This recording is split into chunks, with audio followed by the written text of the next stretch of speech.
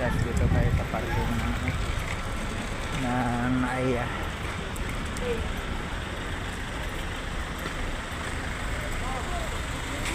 Oh, kanina hinihila eh. Kina?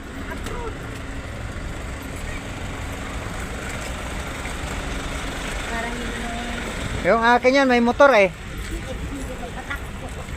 Hindi kasi nakapreno nga eh. Kaluko pala yun.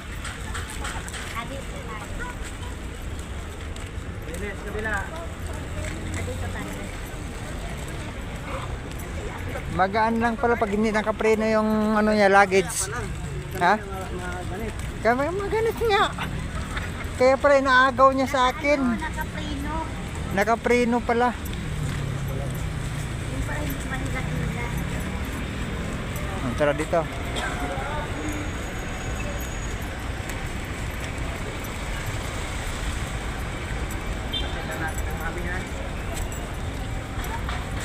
Iyakan mo si mami. Anong iyak mo? Loko-loko. Iyakan mo mami. Ha? Di nga marunong umiyak yan kay mami niya eh.